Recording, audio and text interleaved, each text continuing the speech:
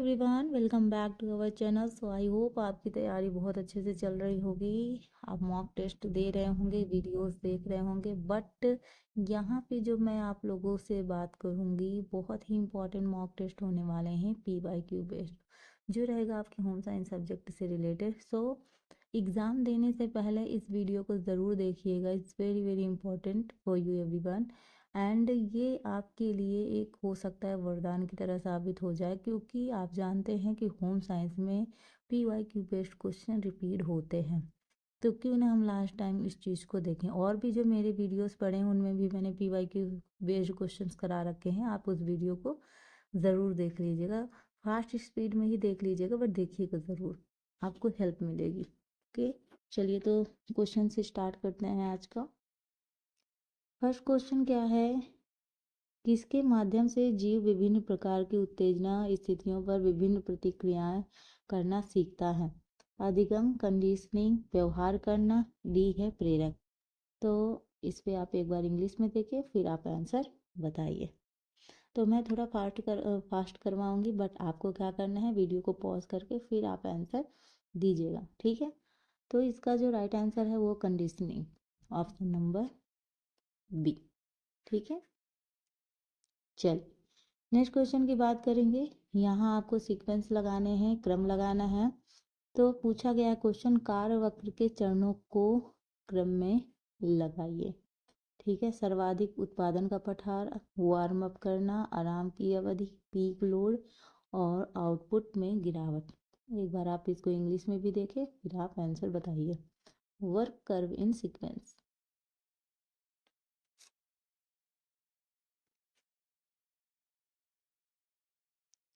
चलिए तो बात करते हैं। सबसे पहले क्या होगा यहाँ पे, सबसे पहले आएगा बी यानी वार्प अप करना। उसके बाद होगा ए सर्वाधिक उत्पादन का पठार। फिर होगा आपका आउटपुट में गिरावट, देन आराम की अवधि, और उसके बाद होगा पीक लोड, ऑप्शन नंबर, ठीक है। तो इस हिसाब से होगा ऑप्शन नंबर ए, BAECD, ठीक है। ऑप्शन नंबर ए, यहाँ पे भी मैं बता देती हूँ, सबसे पहले आएगा बी, ठीक है। उसके बाद होगा ए, उसके बाद होगा आपका ई, ठीक है। उसके बाद सी, और उसके बाद लास्ट में आएगा आपका डी, ऑप्शन नंबर ए सही है। नेक्स्ट क्वेश्चन की बात करेंगे। यह भी कथन और कारण से पूछा गया है कि एक शिक्षक एक किराना स्टोर को रोल प्ले के रूप में स्थापित करता है और बच्चों को कैशियर, ग्राहक और स्टोर मैनेजर जैसी विभिन्न भूमिकाएं सौंप देता है। रीज़न क्या है, क्यों सौंपता है? कि बच्चों की सामाजिक बातचीत, उनके संज्ञानात्मक विकास यानी कॉग्निटिव डेवलपमेंट और अधिगम की क्षमता का मार्गदर्शन और सुविधा प्रदान करती है। तो आपको बताना है क्या ये अभिकथन और कारण दोनों सत्य हैं या नहीं, ठीक है। तो ये दोनों कथन सत्य हैं, और जो एक्सप्लेनेशन भी है वो भी इसकी सही है, यानी ऑप्शन नंबर ए, ठीक है। नेक्स्ट क्वेश्चन भी अभी कथन और कारण से ही है। रजोनिवृत्ति के बाद महिलाओं में रजोनिवृत्ति से पहले की महिलाओं की तुलना में हृदय और धमनी रोगों का खतरा 3 गुना होता है। रीज़न क्या कह रहा है कि रजोनिवृत्ति से पहले की महिलाओं सहित प्रजनन आयु की महिलाओं में सेक्स हार्मोन्स, विशेष रूप से एस्ट्रोजन होता है, जो धमनी रोगों से सुरक्षा प्रदान करता है, धमनियों को आराम देता है और अच्छे कोलेस्ट्रॉल को बढ़ावा देता है। जब रजोनिवृत्ति शुरू होती है तो एस्ट्रोजन का स्तर कम होने लगता है। आपको बताना है आंसर सही है। कथन अभिकथन कारण अधिकार दोनों सही हैं, ठीक है। सो यहाँ पे दोनों कथन सही हैं और एक्सप्लेनेशन भी इसकी सही है, ठीक है, यानी ऑप्शन नंबर ए, ठीक है। चलिए नेक्स्ट क्वेश्चन की बात करें। नेक्स्ट क्वेश्चन क्या कह रहा है, किसी भी जनसंख्या में समान वितरण के लिए औसत से ऊपर और नीचे एक मानक विचलन के भीतर लगभग कितने अवलोकन होंगे? 1/4, 1/3, आधा या 2/3? ये रहा इंग्लिश में, देख के बताइए। तो इसका जो राइट आंसर होगा वो होगा 2/3 यानी ऑप्शन नंबर डी 2/3। ठीक है। नेक्स्ट क्वेश्चन की बात करें, अभिकथन और कारण से ही पूछा गया है। मानव कल्याण में योगदान देने के लिए शुद्ध अनुसंधान की तुलना में व्यवहारिक अनुसंधान अधिक महत्वपूर्ण है। कारण क्या है? शुद्ध अनुसंधान प्रयोगशाला में आयोजित किया जाता है जबकि व्यवहारिक अनुसंधान क्षेत्र में आयोजित किया जाता है। आपको बताना है कि अभिकथन कारण दोनों सत्य हैं, एक दूसरे को एक्सप्लेन अच्छे से कर रहे हैं या नहीं। ठीक है। तो ये दोनों सत्य हैं लेकिन एक दूसरे को अच्छे से एक्सप्लेन नहीं कर रहे हैं, यानी आर ए का सही स्पष्टीकरण नहीं है, option number B. Next question की बात करते हैं। एक पिता धीरे से अपने बच्चे के कंधे पर हाथ रखता है और कहता है, तुम समझते हो कि तुम्हें ऐसा नहीं करना चाहिए था। आप बताएं। आप आइए बात करते हैं कि अगली बार तुम स्थिति को बेहतर तरीके से कैसे संभाल सकते हो। इस दृष्टिकोण को क्या कहा जाता है? आधिकारिक पालन पोषण शैली, सत्तावादी पालन पोषण शैली, उपेक्षापूर्ण पालन पोषण शैली या अनुमेय पालन पोषण शैली। ये जो आपका स्टेटमेंट दिया है इसमें आपको बताना है क्या सही आंसर होगा। तो इसका जो राइट आंसर है अथॉरिटेटिव पेरेंटिंग स्टाइल है, यानी आधिकारिक पालन पोषण शैली है ये। ठीक है। नेक्स्ट क्वेश्चन की बात करते हैं। यहाँ पे भी आपको क्रम लगाना है। अनुभवात्मक अधिगम चक्र के चरणों को क्रम में व्यवस्थित करना है। कार्य के प्रायोगिक चरण का निर्धारण, कार्य और गतिविधियों की प्रक्रिया की योजना बनाना, सामान्यीकरण का निर्धारण, गतिविधियों की तैयार योजना का अनुप्रयोग, अधिगम के चक्र का मूल्यांकन। ठीक है। यहाँ पे एक बार इंग्लिश में देखिए फिर आप इसका राइट आंसर बताइए।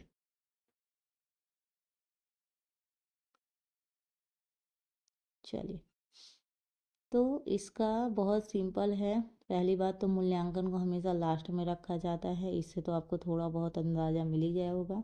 तो पहले हम प्लानिंग करेंगे। फर्स्ट नंबर पे सामान्यीकरण का निर्धारण सेकेंड आएगा। गतिविधियों की तैयार योजना का अनुप्रयोग करेंगे और उसके बाद क्या होगा, सॉरी एक सेकेंड ऊपर रह गया।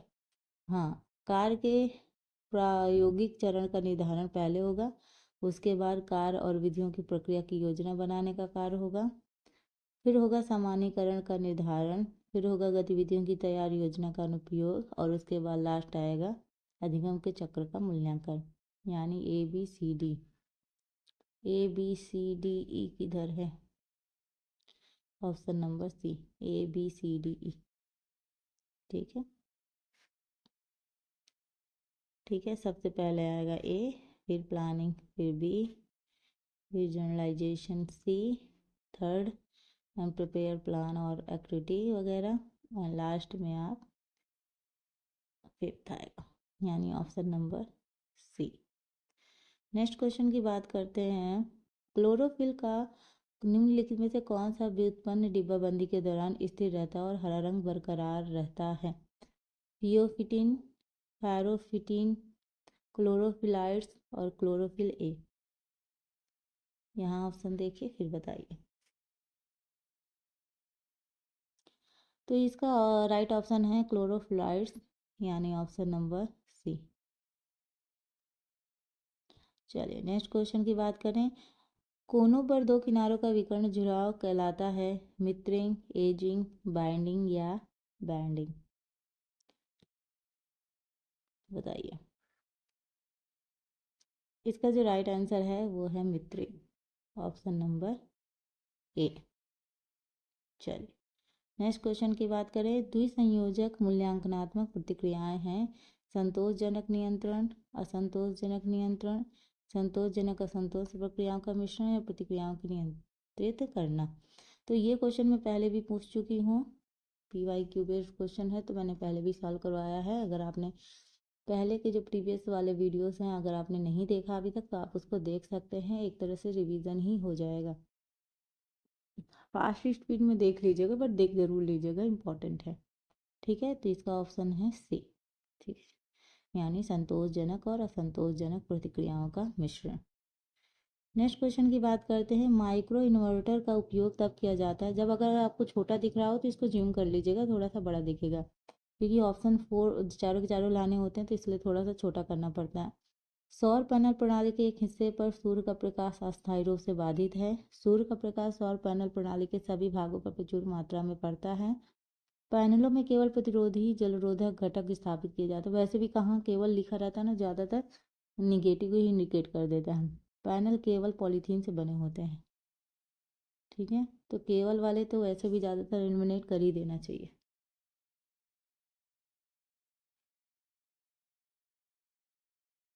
चलिए, तो इसका जो राइट आंसर है ऑप्शन नंबर ए, यानी सौर पैनल प्रणाली के एक हिस्से पर सूर्य का प्रकाश अस्थायी रूप से बाधित है। नेक्स्ट क्वेश्चन की बात करेंगे। मंडेल के अनुसार उत्पाद में परिवर्तन, परिवर्तन की उच्चतम श्रेणी, परिवर्तन की मध्यवर्ती श्रेणी, निम्नतम श्रेणी या कार के सरलीकरण में विकल्प नहीं माना जाता है। तो ये भी क्वेश्चन में पहले करा चुकी हैं। अगर आपने वीडियो देखे होंगे तो आप इजीली इस चीज़ का राइट आंसर बता देंगे। Is the highest category of change, यानी परिवर्तन की उच्चतर श्रेणी। ठीक है, नेक्स्ट क्वेश्चन की बात करते हैं। यहाँ आपको मिलान करना है, यानी इंदौर की जलवायु स्थिति है और दूसरी तरफ दिया है सूची सेकेंड में आरामदायक क्षेत्र विशिष्टता। तो आपको इसको मिलान करना है। चलिए, एक बार आप इसको इंग्लिश में भी देख लीजिए, तब करिए।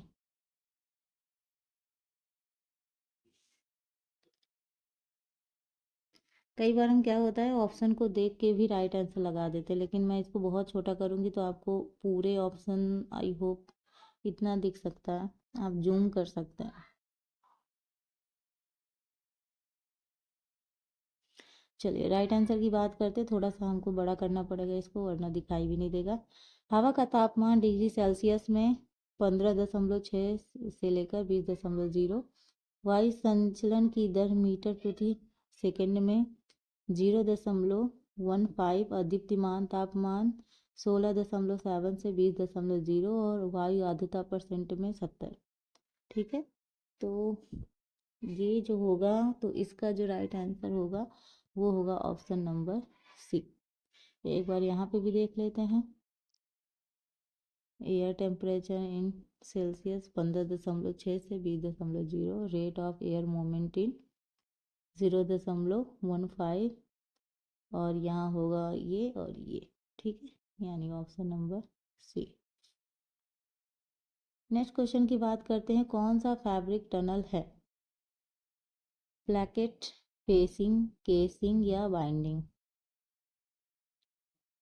ये रहा आपका क्वेश्चन, अब आप आंसर बताइए। तो इसका राइट आंसर है केसिंग, ऑप्शन नंबर सी। ठीक है, कौन सी विधि समूह संपर्क की विधि नहीं है? फील्ड ट्रिप, सम्मेलन, फॉर्म और घर का दौरा और प्रदर्शन। इसको तो आप आराम से बता सकते हैं कि which of the method is not a method of group contact. So है फॉर्म और होम विजिट। ठीक है, फॉर्म और घर का दौरा ये संपूर्ण समूह संपर्क की विधि में नहीं आता है। नेक्स्ट क्वेश्चन की बात करेंगे। क्वेश्चन क्या है? कौन सा कार्य ठीक मोटर कौशल की कमी वाले बच्चे के लिए काफ़ी चुनौतीपूर्ण हो सकता है? ठीक है, एक बार आप इसको इंग्लिश में भी देखिए।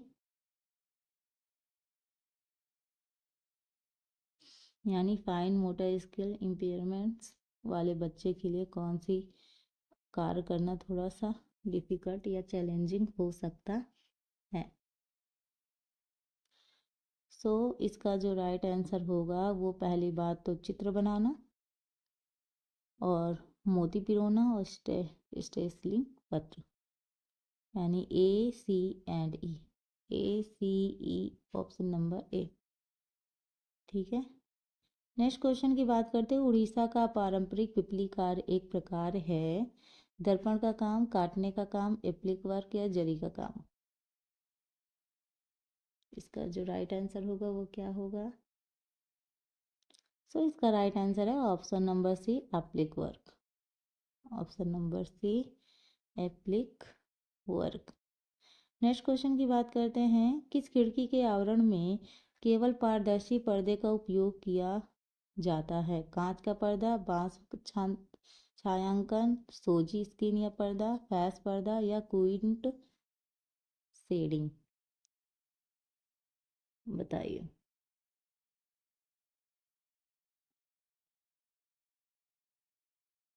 चलिए, तो जो इसका राइट आंसर है वो है कांच का पर्दा, ठीक है, और सैस पर्दा। ऑप्शन नंबर ए और डी। ऑप्शन नंबर ए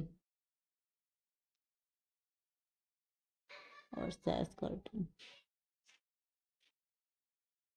चलिए, भोजन को लंबे समय तक गर्म रखने के लिए किसका उपयोग किया जाता है? भोजन को लंबे समय तक गर्म रखने के लिए आप किसका उपयोग करते हैं? Bread pan, microwave, bain marie या इलेक्ट्रिक ओवन। तो इसका राइट आंसर क्या होने वाला है?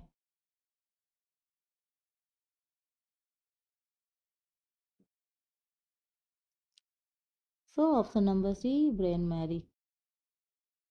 बेन मैरी इसका राइट ऑप्शन होगा, ऑप्शन नंबर सी।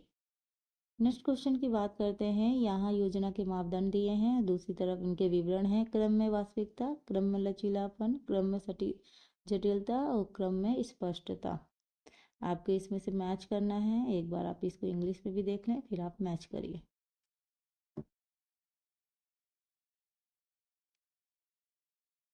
चलिए, तो इसके राइट आंसर की बात करते हैं। तो क्रम में वास्तविकता का जो राइट आंसर होगा वो होगा कार्यों के भीतर या बीच में आदेश का लचीलापन। क्रम में लचीलापन का होगा कार्यों के स्वीकार्य क्रम का विस्तार। एंड देन उसके बाद क्रम में जटिलता व्यक्तियों और कार्यों के बीच अंतर संबंधों की स्थिति। और क्रम में स्पष्टता मतलब कार्यों के भीतर या उनके बीच एक स्पष्ट विशिष्ट क्रम की स्थिति। ठीक है, इस हिसाब से होगा ऑप्शन नंबर ए। एक बार आप इसको इंग्लिश में भी देख लीजिए। ए का होगा आपका, ए का क्या था, हमने ए का क्या लगाया था, थर्ड, ठीक है। बी का फर्स्ट, सी का फोर्थ एंड डी का second. Option number A. Next question की बात करते हैं। कौन सा हार्मोन इंसुलिन का प्रतिनियामक हार्मोन नहीं है? Glucan, glucagon, cortisol, growth hormones, anti diuretic hormone. एक बार इंग्लिश में देख फिर आंसर बताइए। ठीक है,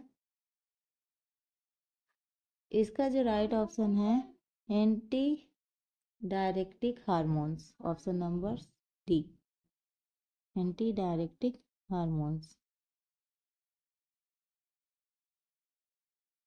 निम्नलिखित रेशों को उनकी ताकत को उच्च से निम्न की ओर क्रम में व्यवस्थित कीजिए। एसिटिक, कपास, एक्रिलिक, ऊन और सन।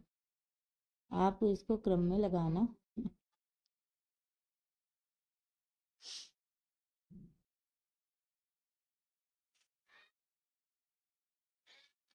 तो इसका जो राइट आंसर होगा, सबसे पहले क्या होगा, सबसे पहले आपका होगा सन। सन के बाद आएगा आपका कपास। कपास के बाद होगा आपका एक्रिलिक। एक्रिलिक के बाद होगा आपका ऊन। ऊन के बाद होगा एसीटेट, यानी option number D. Option number D. Next question की, अच्छा दोबारा ये क्वेश्चन आ गया है दोबारा। चलिए, अधिगम की अधिक संभावना है यदि अधिगम के अनुभव हैं सार्थक पुनरावृत्ति, असंबंधित, गहन और ज्वलंत, गुस्सा भड़काना, सामान्यीकृत। एक बार इसको देखें।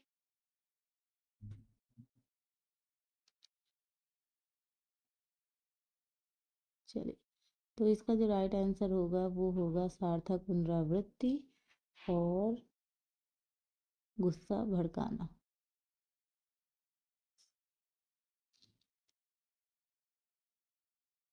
ठीक है,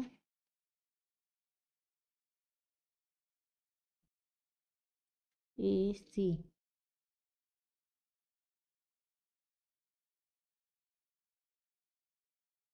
नेक्स्ट क्वेश्चन है, अभिकथन और कारण से कपड़ा और परिधान उद्योग निर्माण में रंगाई और छपाई के पर्यावरण अनुकूल तरीकों और बायोडिग्रेडेबल सामग्रियों को अपनाने से प्राकृतिक संसाधनों को बचाया जा सकता है और बड़े पैमाने पर रासायनिक लैंडफिल को कम किया जा सकता है।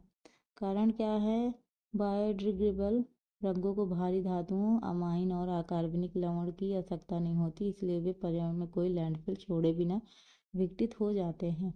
आपको इसको राइट आंसर बताना है, क्या होगा।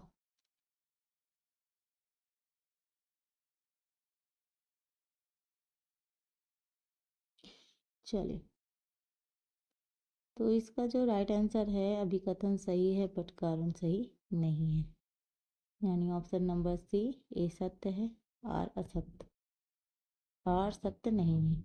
चलिए, नेक्स्ट क्वेश्चन की बात करें। कौन सा शाकाहारी खाद्य पदार्थों के लिए सितंबर 2021 में एफ एस एस ए आई द्वारा पेश किया गया नया लोगो है? तो हरे रंग की रूपरेखा के साथ एक वर्ग के अंदर हरे रंग से भरा वृत्त, भूरे रंग की रूपरेखा के साथ एक वर्ग के अंदर भूरे रंग से भरा त्रिकोण, चौकोर डिब्बे के बीच में हरा रंग भी अंकित है जिसके शीर्ष पर एक छोटा पौधा है और नीचे शाकाहारी लिखा है। और डी कह रहा है हरे रंग की रूपरेखा के साथ एक वर्ग के अंदर हरे रंग से भरा त्रिकोण। आप एक बार इसको इंग्लिश में भी देखिए फिर बताइए। ये प्रीवियस ईयर का क्वेश्चन है। तो इसका जो राइट आंसर है वो ऑप्शन नंबर है सी। ऑप्शन नंबर सी क्या कह रहा है? चौकोर डिब्बे के बीच में हरा रंग भी अंकित है जिसके शीर्ष पर एक छोटा पौधा है और नीचे शाकाहारी लिखा हुआ है। नेक्स्ट क्वेश्चन की बात करते हैं। अभिकथन और कारण है। अभिकथन है कार्य संगठन में लचीलेपन की डिग्री का उपयोग योजना और निष्पादन में परिवर्तनशीलता लाभ प्राप्त करने के लिए किया जाता है, मतलब किया जा सकता है। कारण है समय के साथ विभिन्न व्यक्तियों और एक ही व्यक्ति के भीतर सामाजिक विविधता, संरचनात्मक और भौतिक विशेषताएं देखी जा सकती हैं। तो आपको बताना है कि अभिकथन और कारण दोनों सही हैं या नहीं।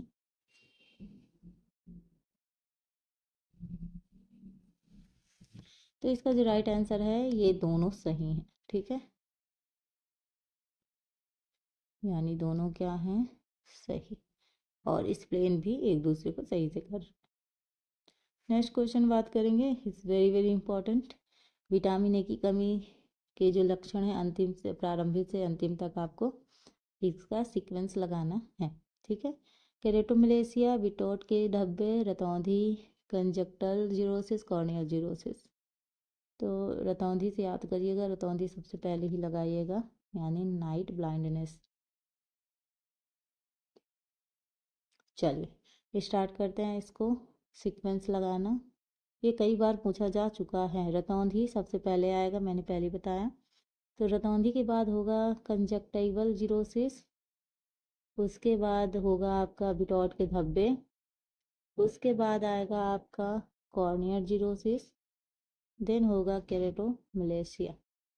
ठीक है, यानी ऑप्शन नंबर ए सही है। ऑप्शन नंबर ए, यानी सी, फिर डी, फिर बी, फिर ई एंड देन ए। ठीक है, यानी ऑप्शन नंबर सी, सॉरी ए, क्या बोल रही हूँ।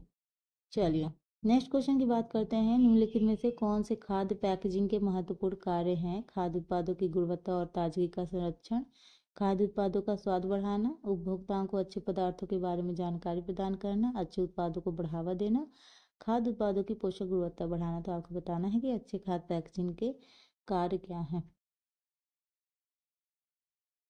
ये रहा क्वेश्चन। सो जो इसका राइट आंसर है वो क्या क्या होगा? खाद्य उत्पादों की गुणवत्ता और ताजगी का संरक्षण करना, उपभोक्ताओं को अच्छे उत्पादों के बारे में जानकारी प्रदान करना, और अच्छे उत्पादों को बढ़ावा देना, यानी A C D. A C D, option number D,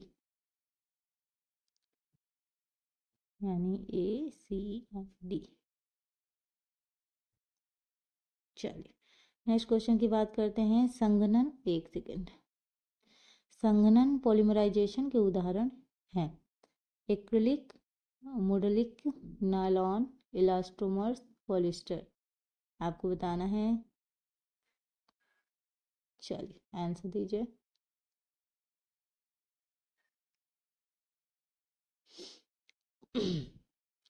चलिए, तो इसका जो राइट आंसर है वो CDE। ठीक है, nylon, polyester and elastomers. Nylon, elastomers, polyester, यानी CDE। CDE option number B. Next question की बात करेंगे। प्रश्नावली प्रारूप जहाँ सभी प्रश्न एक समान होते हैं, सभी प्रश्न एक स्तर पर होते हैं, उसे क्या कहा जाता है? डायमंड प्रारूप, फनल प्रारूप, बॉक्स प्रारूप या मिश्रित प्रारूप? चलिए, तो इसको बोलते हैं बॉक्स फॉर्मेट, यानी बॉक्स प्रारूप। Option number C. नेक्स्ट है, सर्वोदय योजना किसके द्वारा शुरू की गई? RN टैगोर, महात्मा गांधी, आचार्य विनोबा भावे या सेवाराम फुले?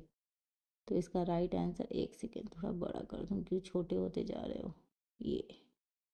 चलिए, इसको इंग्लिश हिंदी एक ही है। ठीक है, तो इसका जो राइट आंसर है वो है महात्मा गांधी जी। ठीक है, बापू जी। चलिए, देश की आज़ादी से पहले भारत में कौन सा विस्तार कार्यक्रम शुरू किया गया था? मतलब जब देश आज़ाद नहीं हुआ था उससे पहले भारत में कौन सा विस्तार कार्यक्रम शुरू किया गया था? गुड़गांव प्रयोग, सामुदायिक विकास कार्यक्रम, भारतीय ग्राम सेवाएं, एकीकृत ग्रामीण विकास कार्यक्रम या शांति निकेतन परियोजना? आपको राइट आंसर बताना है क्या क्या होगा।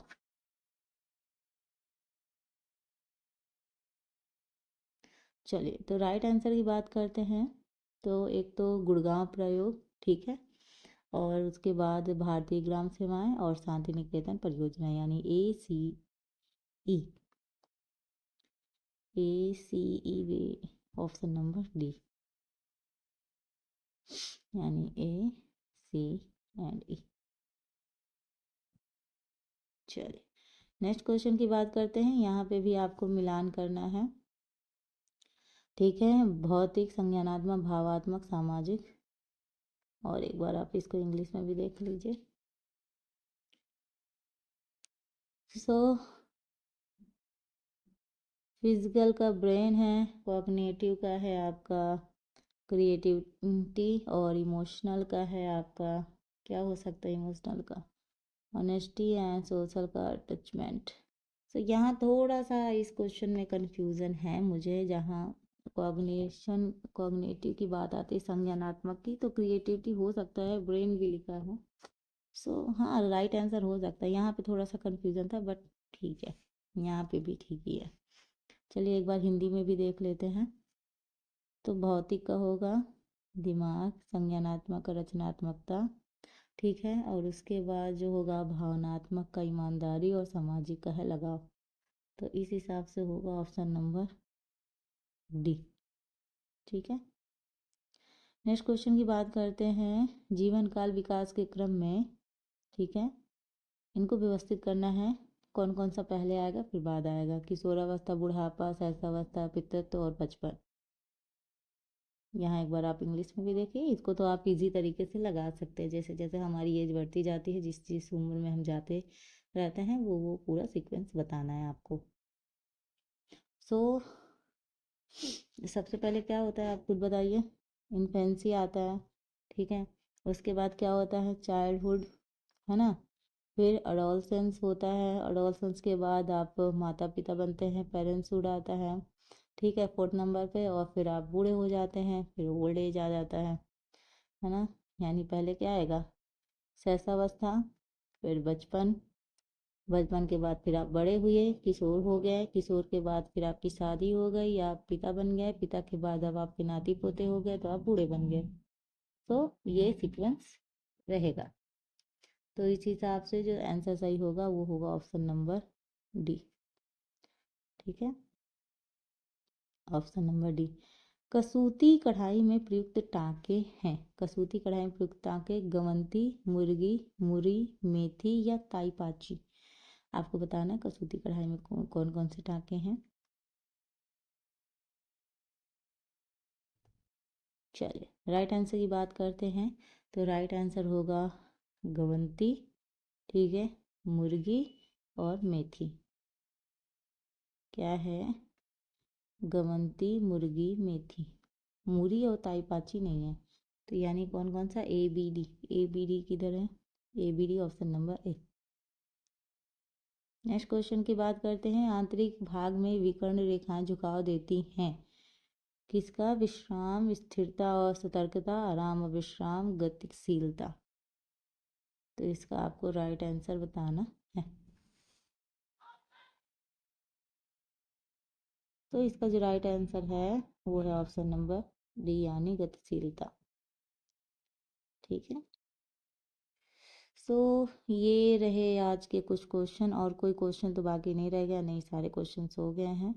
तो ये रहा आज की इम्पोर्टेंट क्लास। आई होप आपको ये वीडियो पसंद आया होगा, और अगर आपको ये वीडियो पसंद आए तो लाइक कर सकते हैं। ज़्यादा से ज़्यादा लोगों को सब्सक्राइब कीजिए, क्योंकि आपको भी पता है आजकल लोग भी वहाँ जाते हैं जहाँ सब्सक्राइबर और व्यूज़ ज़्यादा होते हैं। तो सब्सक्राइब करेंगे तो आगे जाके ग्रोथ अच्छी होगी, एंड मटेरियल्स आपको यहाँ पे अच्छे प्रोवाइड होंगी, स्टडी अच्छी होगी। तो थैंक यू सो मच।